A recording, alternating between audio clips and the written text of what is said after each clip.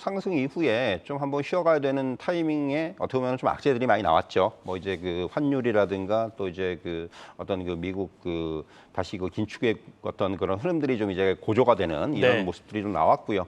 그러면서 이제 시장에서 조금 조정폭이 예상보다는 좀 강하게 나왔습니다. 그러다가 이제 좀 다시 한번 단기 저점을 확인한 것으로 보여져요. 이제 그러면서 이제 어제 오늘 시장은 이제 반등을 좀 시도하고 있는 그런 모습이고요.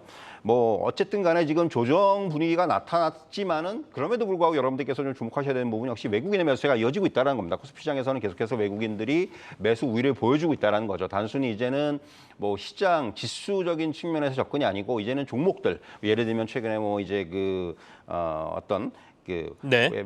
미국의 이제 인플레이션 감축법안과 관련돼 있는 업종이라든가 이런 쪽으로 매수세가 좀 이제 유입되고 있다는 부분은 상당히 시장 측면에서는 긍정적인 모습이고요.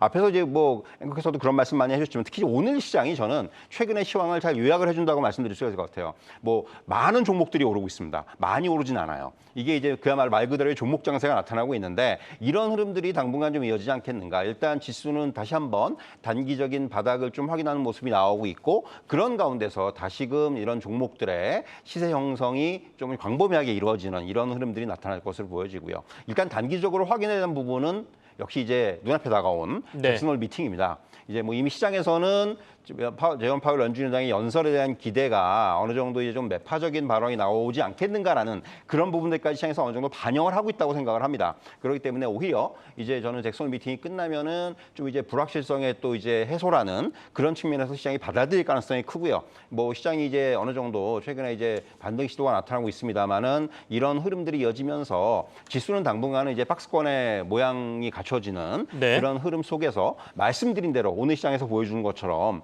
종목 장세가 좀 더 연장될 가능성이 크다. 이렇게 좀 말씀드릴 수가 있을 것 같습니다. 이수화학이 지금 신고가를 돌파하고 굉장히 강세를 보이고 있는데 이동근 팀장하고 이수화학 좀 보겠습니다. 오늘 8%대 강세 보입니다. 사실 이제 이수학은 최근에 이제 이슈라고 할 수 있는 부분으로 역시 전고체 배터리와 관련된 네네. 부분, 이 부분이 역시 가장 그 큰 이슈라고 할 수가 있을 것 같아요. 뭐 이제 그 전고체 배터리의 이제 소재를 공급하는 이런 부분들, 아직까지 뭐 전고체 배터리 기술에 대해서는 뭐 시장에서 뭐 지금 당장의 기술은 아니고 지금 계속해서 이제 그 개발을 하고 있고 이제 뭐 향후에 이제 그야말로 시장을 리드할 네네. 그런 기술이라는 부분들이 없는데도 아마 아실 거고 최근에 이제 아시겠지만은 희성 촉매에다가 전고체 배터리용 황화물계 이제 고체 전해질 원료인 황화 리튬을 공급할 것이라는 이런 소식이 전해지면서 주가가 이제 뭐 신고가를 경신하는 이런 모습이 나타나고 있죠.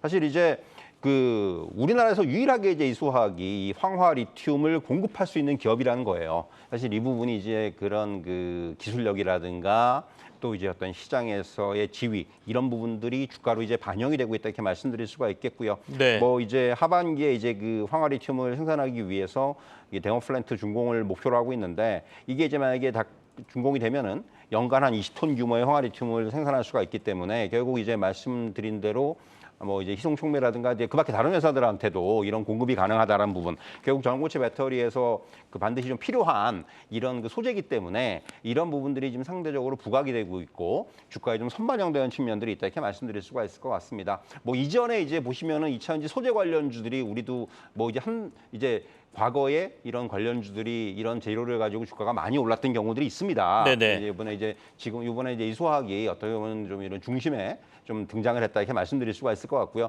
일단 지금 뭐 신고가를 뚫는 모습이 나오기 때문에 이런 종목들은 이런 좀 우리가 그런 표현들 많이 쓰죠. 꺾일 때까지는 좀 시세를 좀 계속 봐야 된다는 말씀 드릴 수가 있겠고요. 결국 이제 중요한 관건은 향후에 이런 부분들이 얼마나 이제 빨리 아니 뭐 전고체 배터리라든가 이런 부분들의 개발이라든가 이런 부분들의 속도가 따라서 주가도 좀 이제 향후에 추가적인 업사이드가 가능하지 않겠는가 이렇게 말씀드릴 수가 있을 것 같습니다. 수주가 실적으로 연결되고 있고 주가 상승만 남았다라는 리포트가 나오고 있는데 5G 관련주 사실 아직 빈집이라고 생각하는데 매력도는 어느 정도라고 보시나요, 이동근 기자님? 말씀하신 대로 사실 5G 관련주들은 시장에서 좀 그 주목을 받다가 또 이제 시세가 이렇게 연속적이지를 못해요. 보면은 과거에 이제 계속해서 이런 부분들이 반복이 되다 보니까 시장에서 조금 이제 그 관심에 좀 멀어지는 이러한 상황들이 나타나고 있는데 말씀해 주셨다시피 조금 이제 실적은 계속해서 좀 좋아지고 있습니다. 분명히 이제 실적적인 측면에서는 어느 정도 좀 안정이 돼가고 있고 결국 뭐 이제 그 각국이 계속해서 이런 그 관련된 투자를 늘리면서 이런 그 5G 관련된 투자를 늘리면서 아무래도 이런 그 장비라든가 또는 뭐 여러 중계기라든가 이런 업체들 투자자들에 있어서는 상당히 이런 수주가 실적으로 연결이 될 수 있는 네. 그런 국면인 것은 맞습니다. 그렇기 때문에 뭐 지금 주가가 굉장히 좀 최근에 좀 부진한 상황이고 오늘 이제 좀 반등을 하는 모습이 나타나고 있는데 일단 오늘의 반등은 워낙 그 시장에서 소외돼 있었기 때문에 이에 따른 이제 순환매 차원으로 좀 이해할 필요가 있을 것 같고요.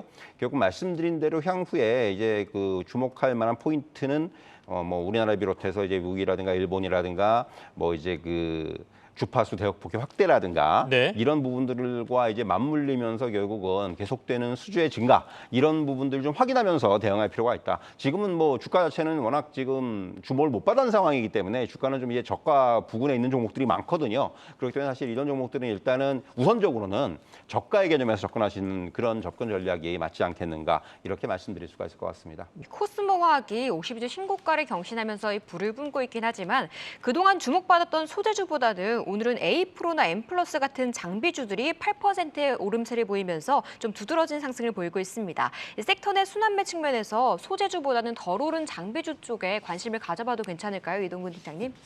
사실 저는 그 올해 초부터 좀 소재보다는 장비 쪽에 관심을 가져야 된다는 그런 생각들을 좀 많이 갖고 있었는데 생각보다 장비주들이 그렇게 뭐 시세를 많이 발현하지 못했어요. 소재주들이 여전히 시장의 중심에 있었고 그러다 보니까 조금 이제 장비주들이 아무래도 뒤처지는 느낌이 있었는데 아마도 이제 오늘의 상승은 이런 부분에서 조금 상대적으로 이제 그 섹터 내에서의 순환매의 양상을 보이고 있다 이렇게 말씀드릴 수가 있겠고요.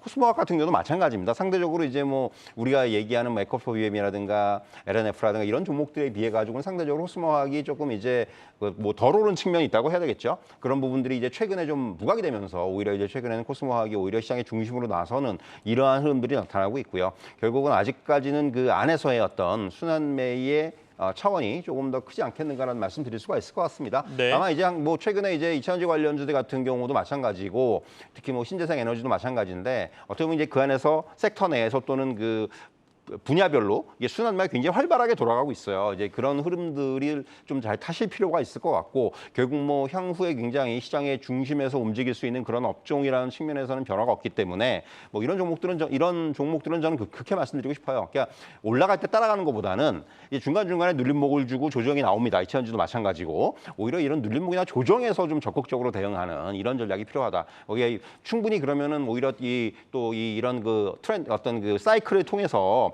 수익을 극대화시킬 수 있는 그런 측면들이 있습니다. 그렇기 때문에 이런 종목들은 철저하게 눌림목이나 어떤 그 조정의 측면에서 네. 접근할 필요가 있다. 이렇게 말씀드릴 수가 있겠습니다. 이동근 팀장하고는 정부 정책과 관련된 관련주를 좀 볼까요? 최근에는 이제 출산 관련 정책 얘기가 나오니까 몇 개 안 되잖아요. 네. 시장에서는 그 그렇죠. 관련주들이 좀 오르는 모습인데 오늘도 좀 오르나요? 사실 이제 출산 관련주들은 이제 뭐 우리나라 정부 정책도 그렇지만은 최근에 이제 중국의 어떤 그 정부 정책의 연관성이 좀 저는 높다 이렇게 말씀드릴 수 있을 것 같아요. 네네. 아시겠지만 중국 같은 경우도 최근에 이제 인구 절벽에 대한 위기감이 굉장히 강해지면서 사실 이제 기억하실지 모르겠지만 한 1년 전쯤에 중국 정부에서 이제 그 35년 만에 그 세 자녀 출산을 허용하는 그런 법안을 통과시켰어요. 이게 작년 8월인데 그러다 이제 그런데도 불구하고 여전히 지금 우리나라도 그렇습니다만 중국도 지금 그 출산율이 굉장히 떨어지고 있다는 거죠. 그러다 보니까 이제 말씀드린 대로 이런 그 정부에서 위기감을 계속 느끼면서 범정부 차원의 어떤 그 통합 기구를 이번에 이제 출범을 시킨다. 그래서 이제 뭐 보육이라든가 이런 거에 대해서 어떤 그 일관적인 이런 정책을 이제 추진하겠다. 이런 얘기들이 나오면서 사실 조금 그 이런 출산 관련주들이 좀 움직였었고요. 우리나라 같은 경우도 뭐 최근에 서울시에서 이제 뭐 양육 지원 프로젝트라든가 이런 부분들을 네. 이제 공식화하면서 이런 것들이 역시 좀 재료로 작용하는 측면들이 있습니다. 뭐 여러분도 아시겠지만 지금 뭐 나오고 있습니다만은 이런 종목들은 상당히 좀 항상 여러분들도 이런 종목들의 움직임은 이렇게 뭔가 정부의 정책이라든가 어떤 뉴스 플로우라든가 이런 게 나올 때마다 좀 주가들이 등락을 보였었는데 철저하게 좀 이런 종목들은 이렇게 그 매매 차원에서 좀 접근하는 게 맞다고 생각을 해요. 네네. 이게 뭐 이런 효과가 굉장히 오래 가는 게 아니고 그때그때 좀 휘발이 되는 경우들이 많아요. 그래서 사실 이런 종목들은 그때 테마로 좀 등장을 할 때 어떻게 보면 좀 매매 차원에서 그 매매 영역에서 접근하는 부분들이 저는 좀 더 타당하지 않겠는가 이렇게 좀 말씀드릴 수 있을 것 같습니다.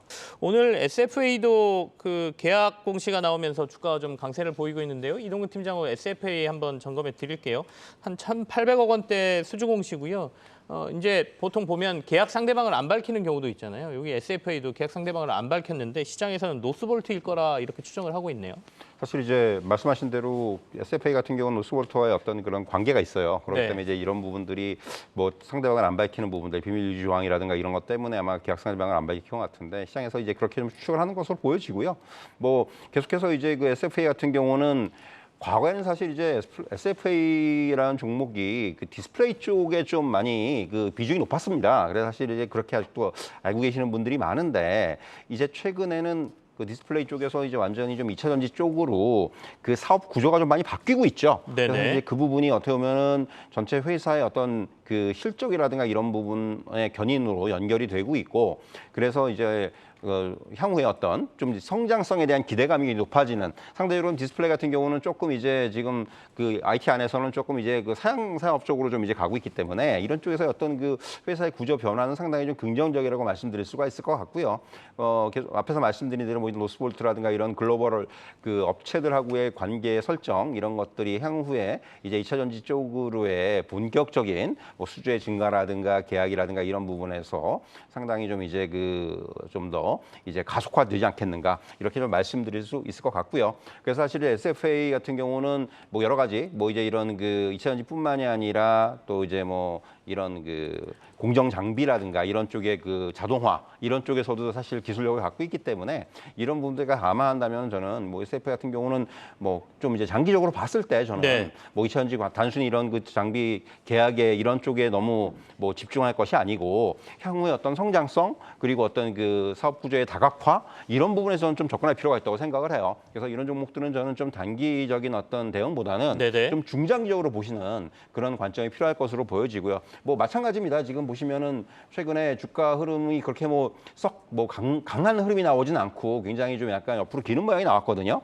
사실 이런 어떤 시기가 그러다 이제 오늘 양봉이 나왔는데 이렇게 조금 이제 주가가 지지부진할 때가 오히려 이런 종목들은 좋은 매수 기회가 되지 않겠는가 이런 말씀 드릴 수 있을 것 같습니다. 이제 위에 막혀 있는 가격대가 44,000원대란 말이죠. 근데 그렇죠. 거의 거기까지 맞아요. 왔고 오늘 양봉이 좀 크게 나왔으니까 맞습니다. 여기를 뚫을 수 있겠나라는 이제 결국 이제 생각들을 그런 하실 것 거죠. 같은데요. 지금 이제 말씀드린 대로 약간 네. 좀 지지부진하면서 박스권에 갇혀 있어요. 그래서 이제 앵커께서 말씀하신 대로 저도 이제 이 박스권 상단을 뚫어주느냐의 여부. 만약에 또 못 뚫는다면은 결국 이 박스권 안에서의 움직임이 더 이어질 것으로 보여지는데 그렇다면 어떻게 보면은 이런 종목들의 전략은 아주 심플하게 박스권 하단에서 매수. 이런 전략이 좀 유효하고요. 만약에 뚫고 올라와 준다면은 거기서는 이제 좀 따라붙는 이런 전략이 필요하지 않겠는가 이렇게 말씀드릴 수가 있을 것 같습니다.